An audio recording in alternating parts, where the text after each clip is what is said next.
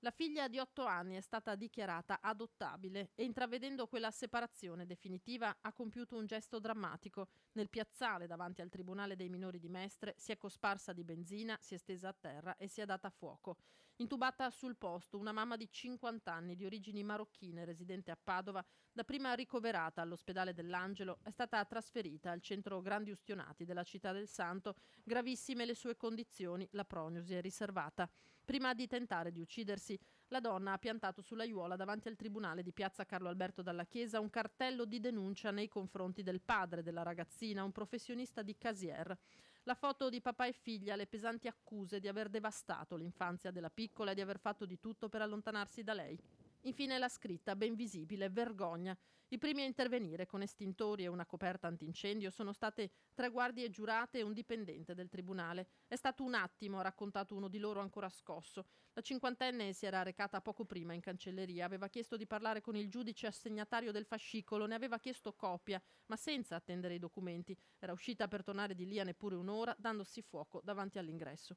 Il Tribunale dei minori ha chiarito in giornata che l'adottabilità della ragazzina era stata decisa a causa del forte disagio psicologico dimostrato dalla donna e comunque dopo vari interventi di supporto alla genitorialità e da ultima una verifica delle capacità dei genitori non conviventi di dare alla figlia le necessarie cure mentali e morali.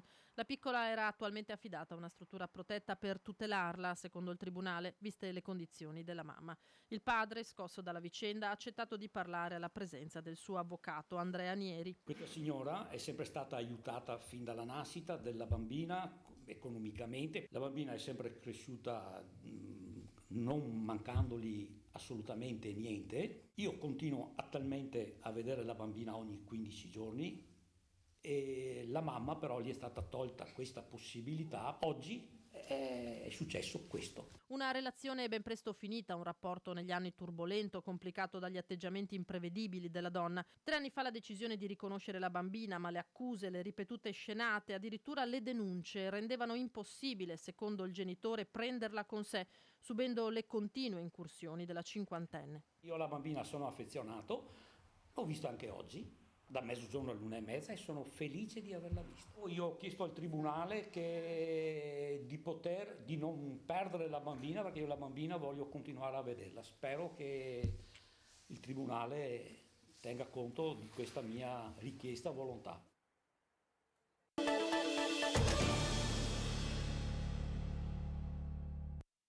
Molto scossa e in lacrime, così è apparsa al capotreno del Venezia Rovigo delle 11:50 del 18 gennaio Valentina, la studentessa universitaria di origine cinese presa pesantemente di mira da 2 ragazzi con insulti razzisti e sputi addosso nel treno che la stava riportando a casa. Il rapporto del capotreno conferma quanto la 19enne aveva denunciato su Facebook, postando anche una fotografia che testimoniava come fosse ridotto il suo posto dopo il raid dei 2 giovani. Nel vagone, secondo il racconto della ragazza, c'era solo un altro passeggero che non è intervenuto. Non sono presenti telecamere di videosorveglianza, che comunque sono attive sia al binario di Mestre, dove è iniziata la vicenda, che a Padova, dove sono scesi i 2 giovani. Alla ragazza, insomma, le nostre più profonde parole di amicizia, di solidarietà, e appena sarà possibile, se sarà possibile, la incontrerò volentieri a Cafarsetti, la inviteremo lì per dirle che insomma la città non è questo, insomma, purtroppo delinquenti di questo ce ne saranno sempre, ahimè, ma noi dobbiamo tenere la barra dritta. La ragazza assolutamente è italiana, una nostra amica, una nostra parente, nostra sorella, nostra figlia, non c'entra niente se sia di origine cinese. Il sindaco di Venezia non è l'unico a voler incontrare Valentina. Anche il direttore regionale di Trenitalia, Tiziano Baggio, si è dichiarato disponibile ad incontrare la ragazza per esprimerle la sua solidarietà. Ma il caso di Valentina, che vive a Badia Polesine e frequenta lingue orientali a Venezia, è salito immediatamente anche alla ribalta nazionale. Nell'assoluta gravità di queste notizie, ha scritto su Facebook la ministra delle pari opportunità Elena Bonetti: mi ferisce che a rendersi colpevoli di questi atti tremendi siano dei giovani, probabilmente minori. Vigliacchi 2 volte, e secondo me se sono uomini si costituiscono. Dicono siamo stati noi, avevamo bevuto, avevamo fumato, perché si sono fumati veramente tutto secondo me per fare una roba del genere, allora ancora potremmo definirli uomini, che possono ancora diventare uomini, sono giovani, Questa è una cosa che non accetteremo mai. Sappiano tutti che a Venezia queste cose non saranno tollerate. Il capotreno, che è rimasto con Valentina per il resto del viaggio, ha scritto nel rapporto di averle consigliato di denunciare l'accaduto alla polizia ferroviaria di Rovigo, che, contattando i colleghi di Padova, avrebbe potuto far visionare le telecamere del marciapiede del binario. Le forze dell'ordine sono le uniche che possono visionare i filmati di videosorveglianza.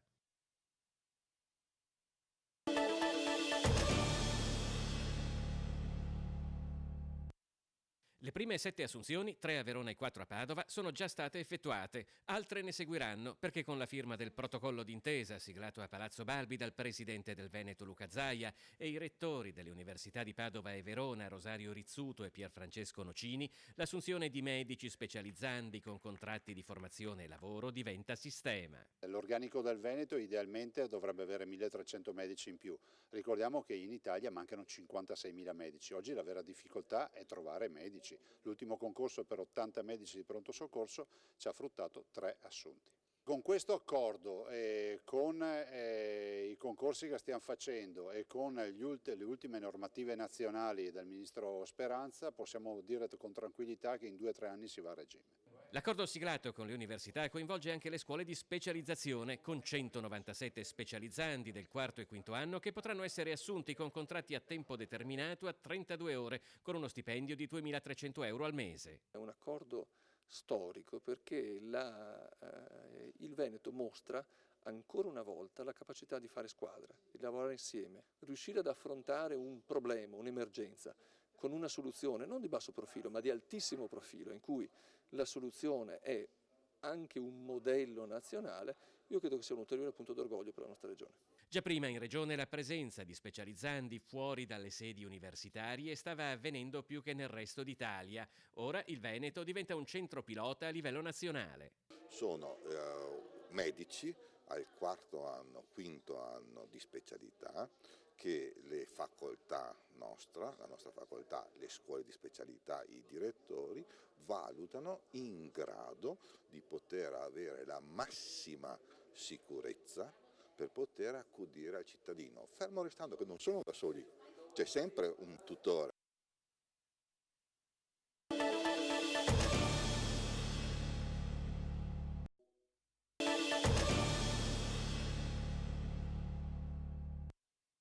Di fronte ai nuovi morti registrati in queste ore in Cina a causa del coronavirus, la Federazione Nazionale dei Medici di Famiglia corre ai ripari, diramando ai camici bianchi tutte le informazioni sulla malattia, dalla descrizione dei sintomi ai percorsi igienici da affrontare in caso di emergenza. Una situazione di allerta avvertono gli stessi medici, ma non di allarme, che interessa soprattutto le città vicine agli aeroporti internazionali, per il Veneto, Venezia, ma anche Treviso e Verona. Una task force, al momento quindi solo informativa, che riguarda tutti gli ambulatori di famiglia del territorio regionale. Noi abbiamo attivato tutta l'organizzazione in modo che appena arrivino le disposizioni vengano diffuse ai medici di famiglia. È giusta la sorveglianza, ma la psicosi deve essere contenuta perché può essere più pericolosa della malattia stessa. Il coronavirus, confermano le autorità cinesi, fa parte della stessa famiglia della SARS e quindi può mutare e propagarsi facilmente. Quanto ai sintomi, sono praticamente sovrapponibili con quelli portati dall'influenza. Anche per questo i consigli sono quelli di sempre, soprattutto per chi si deve mettere in viaggio: lavarsi le mani, mangiare cibi cotti, bere acqua in bottiglia, evitare i luoghi affollati. Fondamentale quindi il ruolo del medico di base che conosce le storie personali dei pazienti. Nella pratica quotidiana applicare quello che applichiamo sempre, cioè l'attenzione al paziente nella sua complessità, perché a parte perché il rischio di questa situazione è che si creano degli allarmi ingiustificati.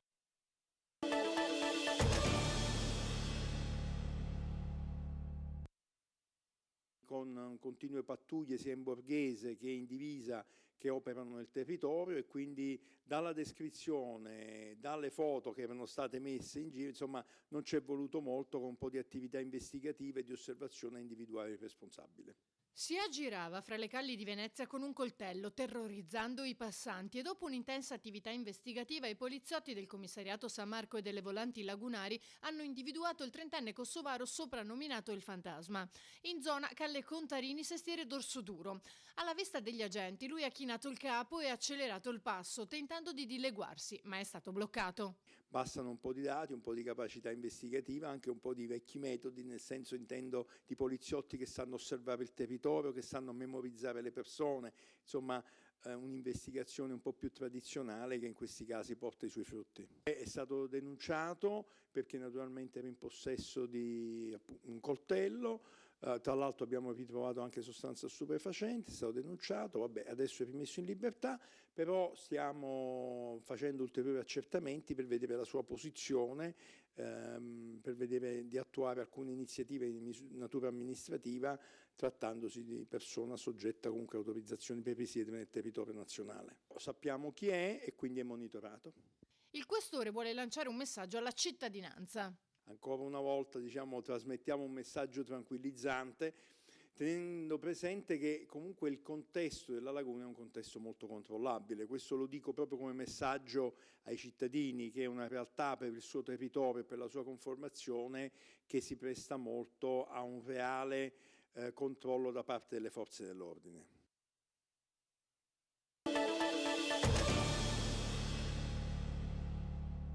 Ho fatto il giro in bicicletta con lui salito fino all'angolo là e là è perso conoscenza, l'ho provato, sono arrivato al veterinario che sono 300 metri, era già morto quando l'ho messo per terra. Via Corazzin, Cairano San Marco, Jack, il cagnolino del signor Giuseppe, è morto dopo aver masticato qualcosa trovato per terra durante una passeggiata come tante. Il suo proprietario, che l'aveva raccolto per strada e salvato quando era appena un cucciolo, lì per lì non ha sospettato che si trattasse di un boccone avvelenato. Ma quello di Jack è l'ennesimo caso, come testimonia questo cartello all'altezza di una piccola area verde.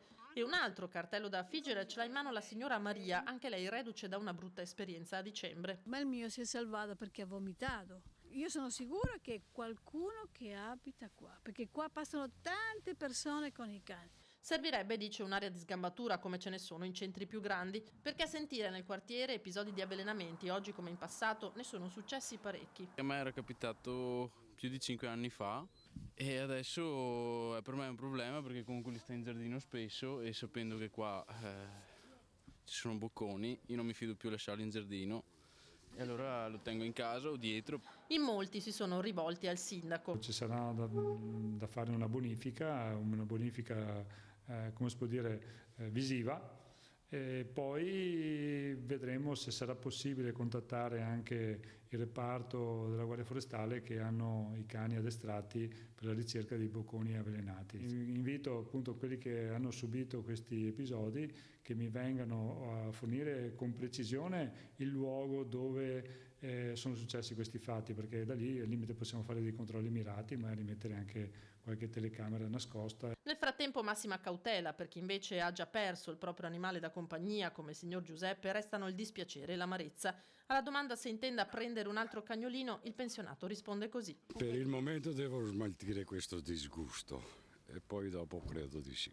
Era una cosa meravigliosa perché andavamo a fare 4-5 passeggiate al giorno. Era un modo anche per me per muovermi. Adesso al mattino non ho neanche più voglia di vestirmi perché dove vado da solo come un cretino.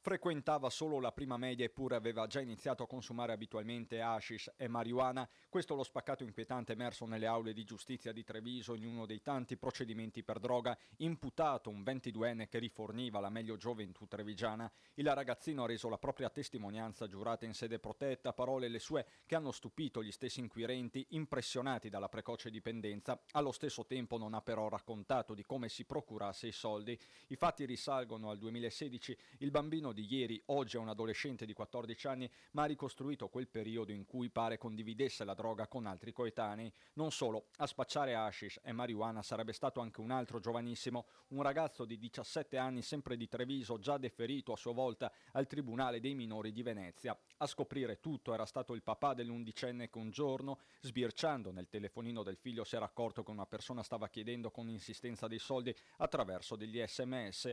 Da qui la segnalazione che ha scoperto un velo sul traffico.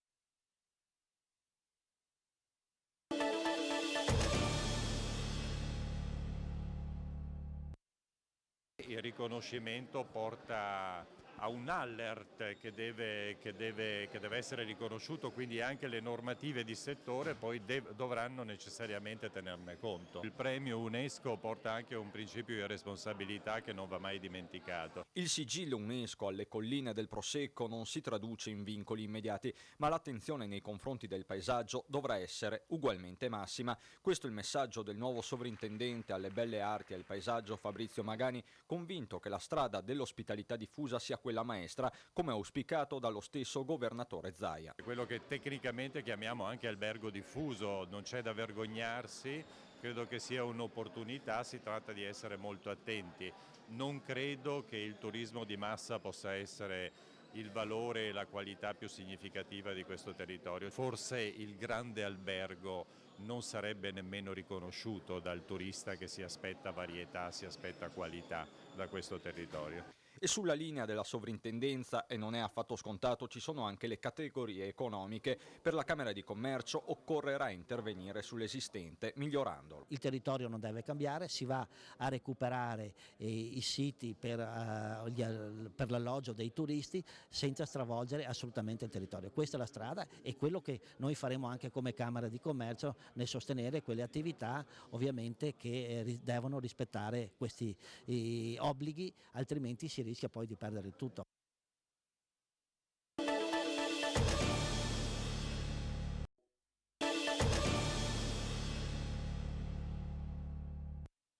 Dieci tonnellate di carne di maiale potenzialmente pericolosissima arrivata dalla Cina, dove imperversa una feroce epidemia di peste suina africana. Era pronta per essere servita nelle tavole di qualche ristorante etnico padovano. Il blitz della Guardia di Finanza e dell'USL all'interno del magazzino di un rivenditore cinese ha scongiurato che questa carne venisse messa in circolazione. Le importazioni di carne di maiale dalla Cina sono vietate dal Ministero della Salute. Per questo, dopo un monitoraggio delle attività poco trasparenti del commerciante cinese, proprietario insieme alla moglie di un magazzino in via Cile, nella zona industriale, i finanzieri sono entrati in azione.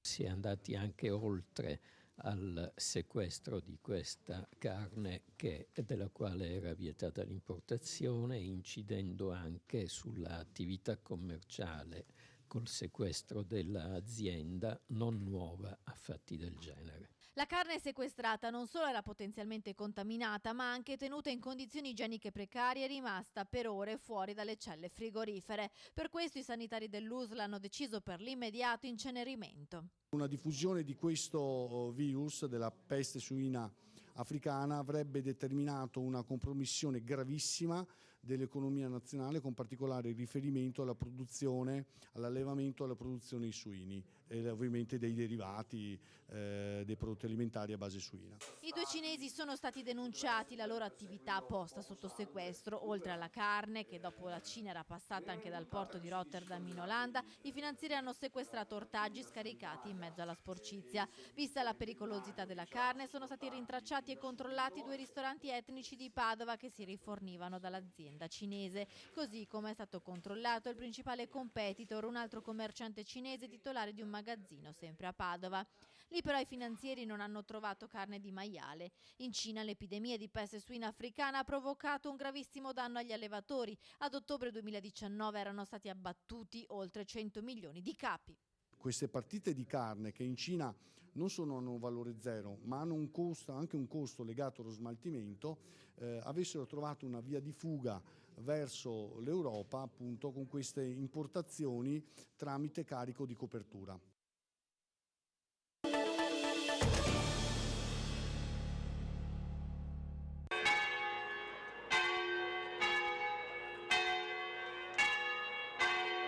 La moglie è sempre a fianco alla bara. Rosina ha accompagnato Libero nel suo ultimo viaggio. Il saluto commosso a Ennio Libero Bendini, il 90enne di Piacenza d'Adige. Dal 2016 era in carrozzina dopo essere stato rapinato da una banda di malviventi che lo avevano picchiato selvaggiamente, lui e la moglie, per rubare 300 euro in contanti e qualche gioiello. Non se l'è mai dimenticata e mai l'ha mandata giù.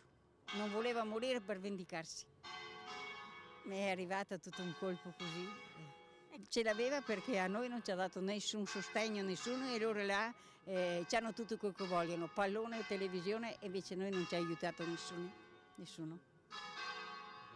I funerali nella chiesa di Piacenza d'Adige, il piccolo paesino della Bassa Padovana, dove i due coniugi hanno sempre vissuto. Da qui, dopo l'agguato dei banditi, hanno deciso di battersi a sostegno delle vittime di rapina e infatti gli amici Franco Birolo, Graziano Stacchio e la moglie di Walter Onichini hanno deciso di rendere omaggio a Libero. Ma una coppia da cui prendere esempio proprio, perché sempre disponibili e malgrado l'età e gli acciacchi fisici erano presenti e spesso si sono prodigati per gli altri e questo deve essere da esempio appunto. Di recente ho sempre visto la sofferenza di queste persone, non sono mai riusciti a scacciare quegli incubi, quei diavoli che praticamente li tormentavano. Io l'ho visto da quando ha subito che aveva tutte quelle tumefazioni in volto e non si è mai ripreso. Adesso almeno avrà trovato la pace.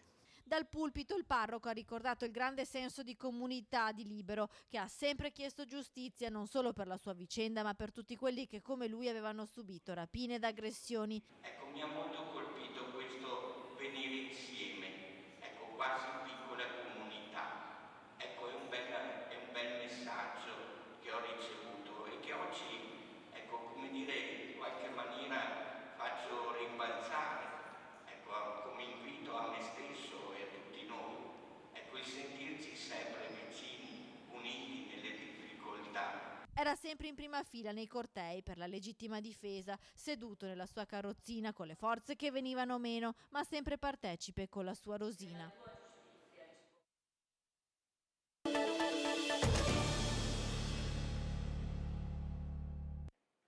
Lunghe file al San Gaetano per la prima lezione dedicata a Van Gogh, che dà ufficialmente avvio alla galassia di eventi collegati alla grande mostra organizzata dal critico trevigiano Marco Goldini e in programma a Padova ad ottobre. Tutti esauriti i 250 posti dell'Aula Magna del Centro Culturale per ascoltare il curatore, in prima fila anche il sindaco di Padova Sergio Giordani. La prima lezione è dedicata al tema dell'artista, del pittore come eroe ed è un po' l'introduzione a tutta la mostra, quindi dietro a questo concetto, a questa idea così del pittore che anticipa il futuro è costruita tutta la mostra.